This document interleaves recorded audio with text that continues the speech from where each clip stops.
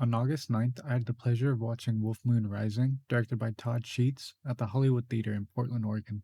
If you're not familiar with the Hollywood Theater, it was commissioned by the theater chain Jensen and Herberg as a companion to the Liberty Theater in Astoria, and opened its doors on July 17th, 1926. In 1997, the nonprofit then known as Oregon Film and Video Foundation, now Film Forever Northwest, purchased a Hollywood theater and began to restore it.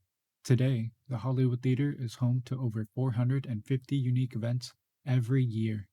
I absolutely love this theater. It's my favorite theater and holds a very special place in my heart. If you're ever in the area, I highly suggest checking it out and supporting it. But speaking of unique events, this one was no different.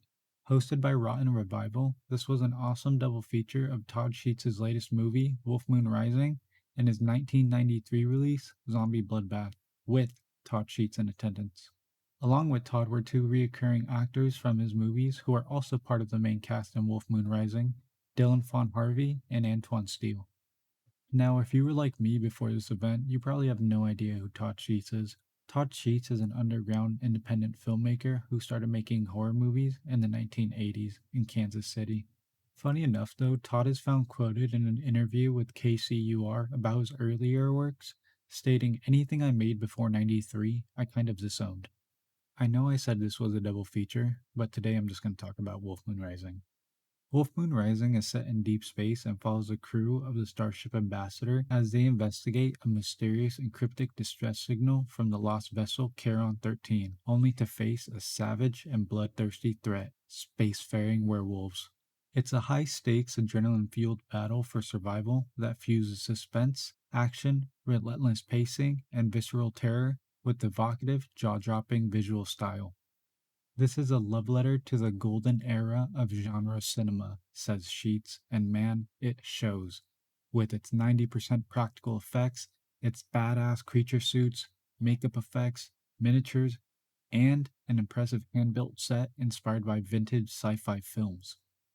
I had so much fun watching this movie. It wastes no time throwing you in and showing off everything I just listed with the prologue of the gory incident that went on in the Charon 13 before the crew of the Starship Ambassador shows up. And after the carnage, we get a shot of space with some opening credits and a catchy horror synth soundtrack, also reminiscent of that 70s and 80s sci fi sound.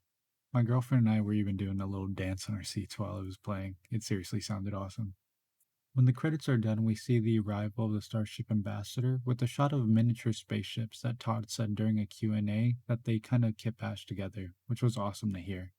Returning from the Charon 13 with some rescued survivors, we then follow the fight for survival that unfolds on the Ambassador.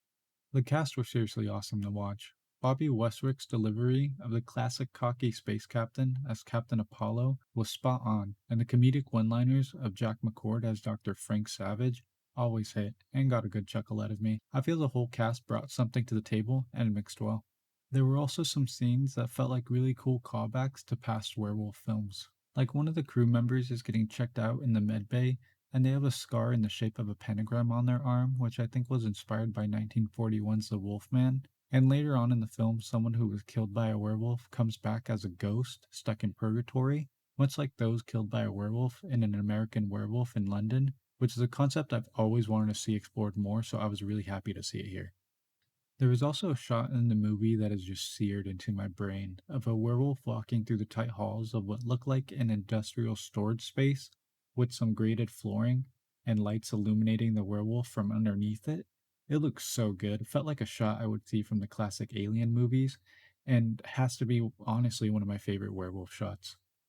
I really enjoyed watching this movie and was impressed with what Todd and the cast were able to pull off. If you have the privilege of watching this on the big screen, go do it. Wolf Moon Rising is currently playing in theaters across America and hitting up some film festivals, so check near you. Later, they plan to do physical releases and all other platforms with Wild Eye releasing. If you love werewolves, practical effects, and some blood and guts, this is the movie for you. Please remember to support independent artists and physical media. If you made it to the end of the video, I really appreciate it. Hope you have a good night, day, wherever you are.